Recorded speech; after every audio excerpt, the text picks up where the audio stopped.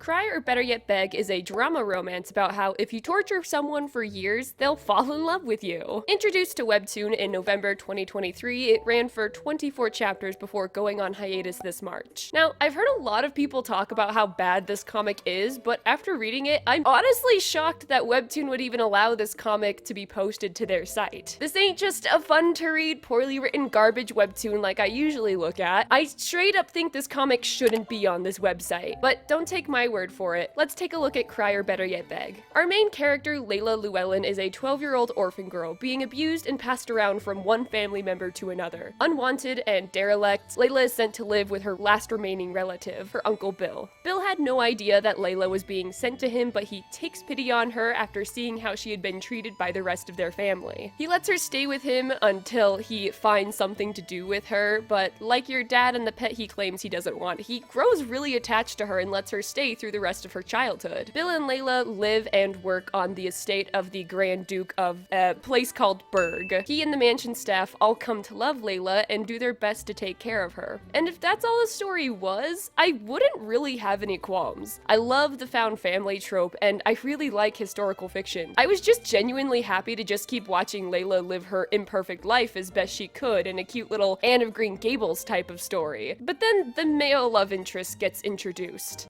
No, not that male love interest, this one. Yeah. Meet Matthias, the main love interest for Layla throughout the comic. Now, when the two meet for the first time, Layla is 12 and Matthias is 18 years old, a full-on adult. Now, to be fair to the comic, nothing happens between them when they're at that age, which is good, but it really begs the question of why they would have the two characters meet at the age they meet with such a weird age gap. Reading the story, I can pretty confidently say there is no reason for Matthias to not be closer to her in age, like our secondary love interest Kyle, who's also 12. Now, there's nothing wrong with them meeting at that age and getting romantically involved when they're both old enough to be consenting adults, but as we'll see later in the comic, the weird age power dynamic only gets weirder and weirder. I say he's the main love interest, but when he's introduced, and actually for most of the comic, Layla doesn't really like Matthias. The reason for this being is that she loves the birds in the forest and he hunts them for sport. Before Matthias had arrived home for the summer, Layla had made the forest on the property her sanctuary. She adores drawing and writing about the birds and creatures of the forest, and Matthias disturbs that peace by brutally slaughtering them. But since he's the Duke, there's not really much Layla can do other than bury the birds and hope he'll grow tired of hunting them. At this point in the comic, Layla and Kyle are aged up to become 18, meanwhile Matthias is now 25. Matthias and Claudine, a rich girl Layla grew up with, are set to be married by the end of the summer in an arranged marriage. Meanwhile, Kyle has grown up to be absolutely infatuated with Layla and wants to confess his feelings for her. He wants to marry her someday, but doesn't want to tell his feelings for her quite yet since he still likes the friendship he has with Layla. I say all that, but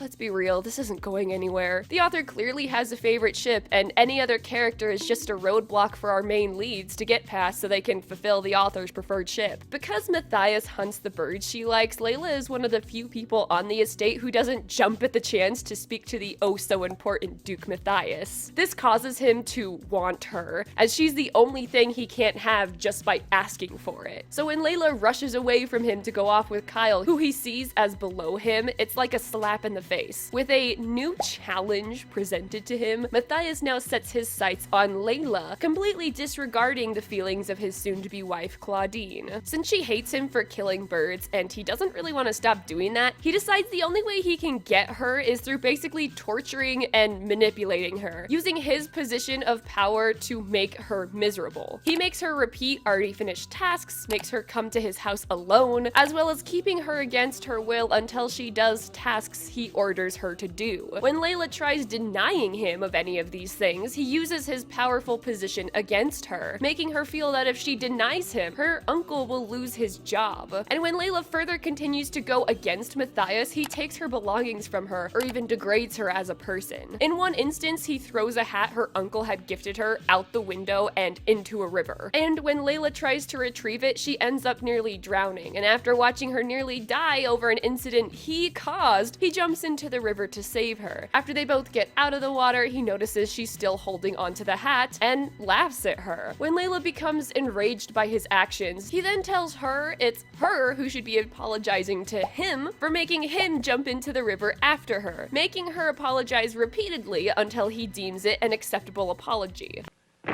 After she leaves, he notices she had left her glasses behind and keeps them for himself. Layla realizes she lost them and starts to look all over the forest for them, coming to the conclusion that either a crow had taken them because they were shiny, or Matthias had them since they were no longer where she had left them. Matthias sees her searching every crow nest and doesn't say anything about having her glasses, hoping she'll get fed up and come to his place to search for them. She does eventually retrieve them after going to steal them from him in the middle of the night, wearing a see-through nightgown. Good job, Layla. Very smart of you. Matthias relents and gives them back to her, not before telling us he desires this woman, with the full moon now becoming shrouded in darkness to represent his not-so-well-intentioned feelings towards Layla. After this encounter, Matthias sets up a hunt and kills multiple birds in hopes Layla will come out of the safety of her home to come bury them. In the woods, he lies in wait until Layla appears, telling her to continue on with her business while he watches her. And when Layla says she's going to leave after burying the last bird, Matthias threatens to shoot another unless Layla tells him why she likes birds so much. Not wanting the life of another creature to be cut short, Layla relents and expresses that she likes birds because they're always there. No matter where she travels, there's always the sight of a beautiful bird for her to enjoy. After this, Matthias tells her that she should stay in her place, that he likes his world to be the way he wants it, and that Layla needs to stay put. He makes it very clear that to him, she is not a person, she is an object, a prize to be had, and then placed on the shelf and immediately ignored. And after this interaction, the comic went on hiatus in March of 2024. This is a little out of the ordinary since it's rare for a webtoon to go on a break so shortly after starting. According to the artist Van J, they ran out of storyboards that they had planned, but I've also heard rumors that they were just straight up bullied off of the platform by the audience, and seemingly for no reason. Now, I wasn't super comfortable with the dynamic Matthias and Layla had, but when I was reading, I kinda just assumed we were heading in one of two directions. A, Matthias is the explicit villain of this comic, and Layla would gain some sort of victory over him, either by vanquishing him in some way or just escaping. Or B, Matthias is headed for a pretty extreme enemies to lovers redemption arc, where he grows as a person and stops being such a bad guy, because he realizes that Layla isn't gonna be with him the way he is. But as I was reading the comic, I noticed some very interesting comments, which kept talking about how the Yonder novel the comic was based on, and how it's apparently actually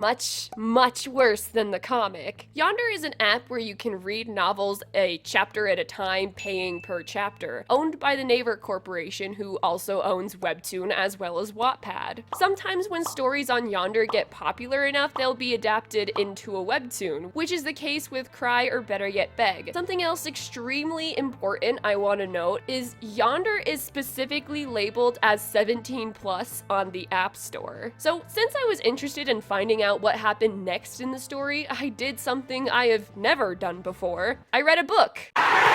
Well, part of a book, that is. As the novel is so despicable and hard to read, I eventually gave up and found a story synopsis, and double-checked if my info was correct with the novel version, so I've read basically the worst parts of the novel. And even that left me, like, absolutely shocked and disgusted with the direction the story went. For starters, one of the first differences between Webtoon Matthias and novel Matthias is he's straight up evil and vindictive towards Layla, which isn't necessarily a terrible thing to have a main character be. Some of my favorite characters tend to be very flawed people. Kim Wexler from Better Call Saul frames someone who wronged her as a drug addict to get revenge and get a big money payout, ruining their life in the process. Joker from the movie Joker murders a telehost because he was being made fun of by him. And these are really great anti-heroes or villains because they have clear goals and don't care how they accomplish them. Matthias is straight up a villain who does reprehensible things for selfish reasons, and that wouldn't be a problem if it weren't for the fact that I'm pretty sure that's not how you're supposed to see him. I am almost positive that the author's intent is for the reader to be rooting for him and Layla to get together. The characters I mentioned before, Joker and Kim Wexler, do horrible things, but A, they're super charismatic and likable, or at least entertaining in some way like a train wreck would be, and B, each one of them receives comeuppance for their horrible actions. Kim Wexler is left feeling like a shell of herself and miserable and unfulfilled. Joker, though the movie leaves it a little unclear, goes mad and is seemingly arrested and put into the Arkham Asylum. They were fun to watch and get to understand their motives and even root for a little, but you as the viewer see the consequences of their actions and are left to understand how what they did was wrong and how they'd be better off if they had made different choices. Matthias is in no way charismatic or even fun to watch fall apart. It's less like watching a train wreck and more like seeing a video of someone getting violently injured, and it's just so shocking that you want to look away. Furthermore, he receives absolutely no comeuppance for his actions. Spoilers, not that it matters, it's not worth reading, but he and Layla end up together, with Layla saying she loved him all along. In doing this, the novel really makes it seem like that both the universe and the author tactically condone his actions, saying to the reader, do this and nothing bad will happen and you can get away with it.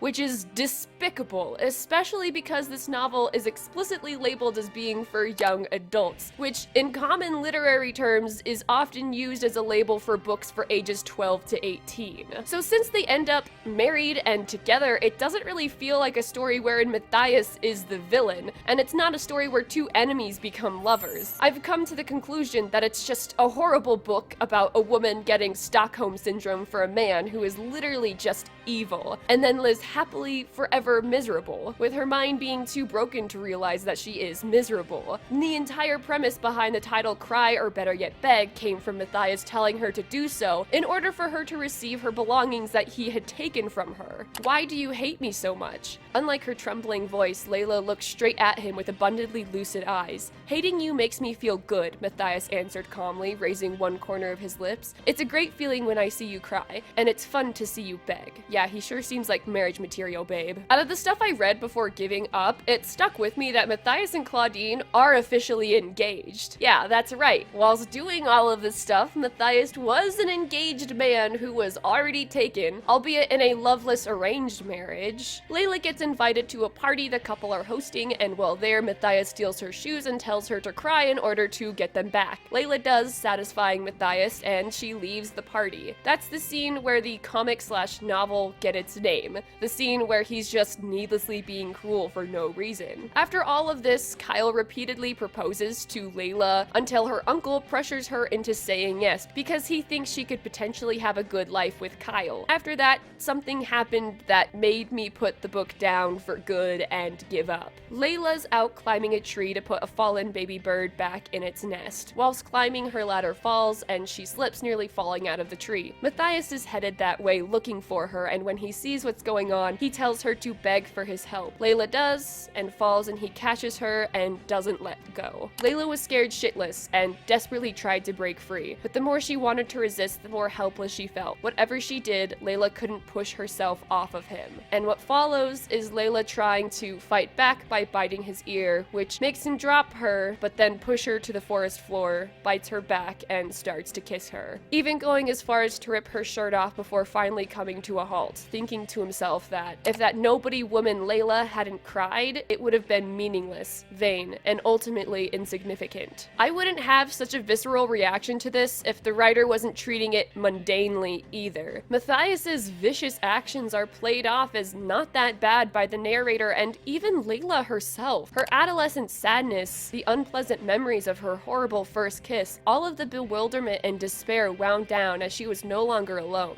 Referring to sadness sadness over the experience as adolescent makes her feelings seem childish and overall insignificant. The phrase adolescent sadness makes me feel as if she's sad over spilt ice cream cones, not sad over becoming a victim in an assault. It also tones down Matthias's actions extremely. Layla's just sad because her first kiss wasn't the way she wanted it, not because she was preyed upon by someone older and more powerful than her. Poor little Layla's first kiss was ruined. Silly woman and her trivial emotions. This also brings me back to the subject of age differences in Layla and Matthias. While in the comic Layla is 18 when Matthias starts acting the way he does, the novel depicts a slightly different version. Every single person refers to Layla as a child. From character interactions to inner thoughts to the narrator, everyone refers to her as a child or a kitten or just overall naive and innocent. I was already uncomfortable with the implications of the age difference in the topic, but the novel really lays it on thick. That child was always there in the rose-filled garden, as if she had become an inseparable part of Arvis itself, which means she was also a part of him. What the f***? I get that for the sake of the story the author is telling, there's supposed to be an unbalanced power dynamic, but that being said, that could have 100% been portrayed without Matthias being a straight-up abusive PDF file-coded psychopath. He is a super rich dude whose family employs her uncle and gives him a home. If she doesn't do what he wishes, she's at risk of getting her Uncle Bill potentially fired. That fact alone is a huge power dynamic. Layla is in a very sensitive and compromising position. Matthias pushes her around and takes her dignity and self-respect. He degrades her and treats her like less than an object. More than anything, he wants to hurt her. I guarantee every reader understands the unbalanced power dynamic without the insane age difference and comparisons to Layla being a child. Look, it's kinda weird that the two meet when Layla's a kid and Matthias is an adult. It's really weird that throughout the book, Layla is infantilized by everyone. But put together, I end up having this really unsavory feeling that the author would much rather just be writing a book about a child and an adult entering a non-consenting relationship. And that feeling looms large over every minute of reading this novel. As it goes on, it just feels like Layla isn't a person anymore. She had so much personality and heart in the beginning of the story, but as time went on and Matthias was introduced, she just became empty. Just another female for Matthias to torture. One bad thing after another keeps happening to her. In the beginning, I was imagining myself as Layla, free and wild in a forest, drawing and writing what I saw, being loved by my newfound family. But after she was continuously bullied and preyed upon by Matthias, I didn't want to be reading anymore. Once a character I loved and could relate to just became a punching bag throughout the entire story, it was so sad to read. And then it turned out she liked it and was in love with Matthias from the beginning. What a terrible message to portray. Don't worry, she liked it. This is something so many people of assault have to deal with in the aftermath of assault, and for it to be an ending message to leave readers with is awful. She just wanted to be with Matthias. It may be a stupid choice. This might not be normal love even, or even a healthy one, but she didn't care anymore. This felt too good. To be in his arms like this, to be the wrong kind of love. She doesn't believe this love is wrong. She loved this man. She will only ever wish for this man by her side. And if that was the point, then maybe that would be something. As Layla's situation gets worse and worse, her life gets harder and harder to read. Your discomfort rises with hers, and you viscerally feel her pain and suffering as it happens. The book hurts to read because living her life hurts. It's pain, it's misery. This horrible man has inflicted so much on her for absolutely no reason. She, as well as we do, see no means of escape for this ultimately terrible situation she's in against her will. But no, we're told that she loves him. She has loved him since the very beginning and finds comfort in his presence. Layla has always loved Matthias, couldn't you tell? Victims of assault are exactly that, victims. And it's an absolute insult to have this story spend pages and pages depicting a very visceral sexual assault assault and then have the main character have a plot-induced lobotomy so we can have a romantic fairy tale ending. The villain of the story wins, and the novel doesn't have the self-awareness to know that its main romantic male lead is the villain. How could she have ever thought to resist him? Even with their lives threatened to be over now, she couldn't help but look and savor this image of his sweet eyes and warm touch. Her mind fought back with those heartless and affectionate moments they had had in the past, tangled in sheets and limbs wrapped around each other. She wanted to turn a blind eye to it, but it didn't work out. It had always been like this. She'd always been in love. It's odd. The comic version of the story has me torn a little bit. The whimsical art style paired with the really terrible and distressing story is an interesting contrast to show the difficulty of recognizing red flags in relationships you're in. In the movie Extremely Wicked, Shockingly Evil and Vile, the director Joe Berlinger specifically cast Zac Efron as Ted Bundy. His reasoning behind this was because so many women fell prey to Ted Bundy because he was hot. So they ignored red flags even after he was arrested and put to trial. People couldn't believe such a handsome person could do such heinous things. Casting a heartthrob like Zac Efron to be an evil person like Ted Bundy was to put viewers in the mindset of guessing if such a person could do such things, along with reminding viewers that pretty people can be evil too. That being said, it's hard to tell if the art contrasting the story was a purposeful choice, or if they accidentally or purposefully tried to make the story seem less sinister than it is, dressing it up in the trappings of any other romance webtoon. Like, sure, maybe they were setting up a thematic contrast, but it's equally, if not more likely, they just didn't know what they were making and cutesied it up. I read a mini synopsis of what happens in the story and read the necessary chapters just to have a basic idea of the ending, and it was actually vile. Matthias rapes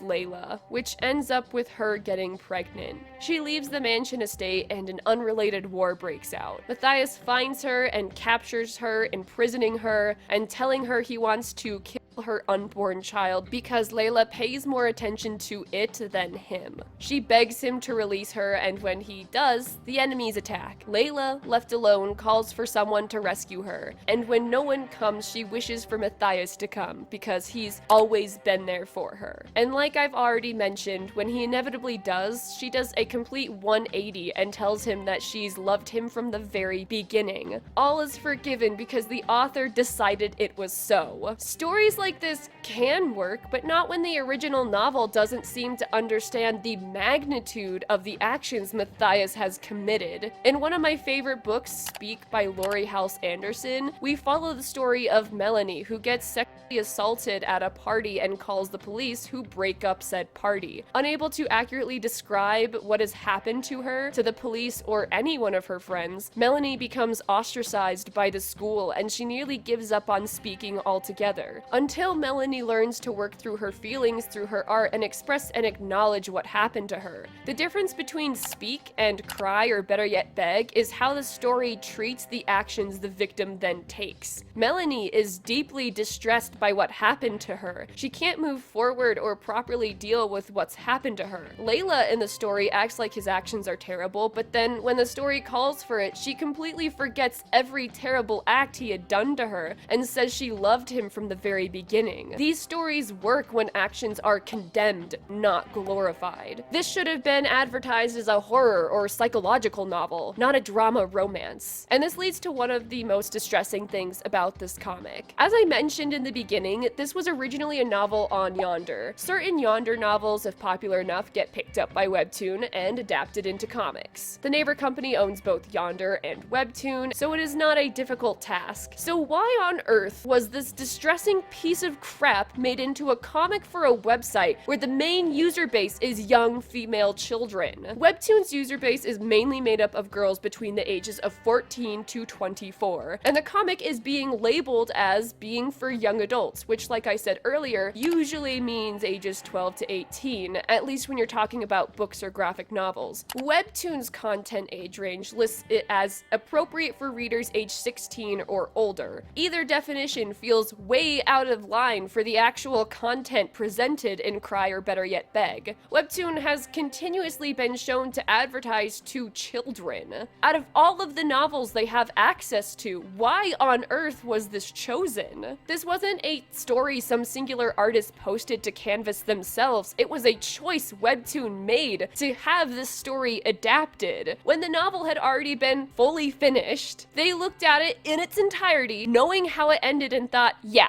let's put this one out there. You can't advertise smut porn and then turn around and act like it's the reader's fault it was put in front of them in the first place. Especially when Webtoon's own terms of service say that their adult comics may not contain sexual content. And again, let me make it absolutely clear, that is for their adult comics. If the comics for adults can't feature explicit sexual content, what the hell were the plans for adapting this story for young adults? You Google young adult books and you'll get stuff like Fahrenheit 451, Percy Jackson, Charlotte's Web, The Outsiders, Matilda, Huck Finn, Fault in Our Stars. Sure, it's a wide range of maturity levels and tones, but none of those books would feature a character being repeatedly tortured and sexually assaulted, and then ending up together as if nothing was wrong and nothing has happened in the first place. Do you really think a 12-year-old could tell the nuances of a bad relationship if the author of the novel couldn't? Even when visiting Yonder, if you remember, is the original origin of the story, you're warned by the App Store that the app is 17+. On top of that, the novel is at least self-aware enough to point out that the story contains depictions of sexual assault when visiting it on Yonder. But when you visit it on Webtoon, it only has a warning of child abuse. And I wouldn't get so heated if it weren't for the fact that some young girls are clearly reading this and being told that this treatment is okay. If you search Cry or Better Yet Beg on YouTube, you'll see video after video of cutesy little Matthias and Layla fan cams glorifying a relationship built on sexual assault and mental torture. It's having a real, tangible, Googleable negative effect on how some readers perceive a healthy romantic relationship. Even if the artist Van Jay was planning on changing the story to be better and make the actions more believable for the pair, at this point we've diverted so far from the original source material that what was the point of adapting it in the first place? If the story was going to be changed and altered so much from the original source material, the artist should have just written their own story. I'm sorry I'm getting so heated, but people setting out explicitly sexual content towards kids is something I don't fuck around with. The heinous contents of this novel should have just been a warning for Webtoon not to adapt it. Did they even read the novel before thinking, yes, this is a good story our user base will love? It worked to string along Lore Olympus fans for years, so we should just keep pushing out stories where females keep getting abused. I get that Webtoon can't moderate every single comic on their platform, but when they specifically call and pay for an adaptation to be made, I can't help but wonder why. Everything I've read, everything I've heard about this comic is awful. I don't care how the contents were going to be changed from the original source material. I care that the decision was made to basically put a rape novel on Webtoon,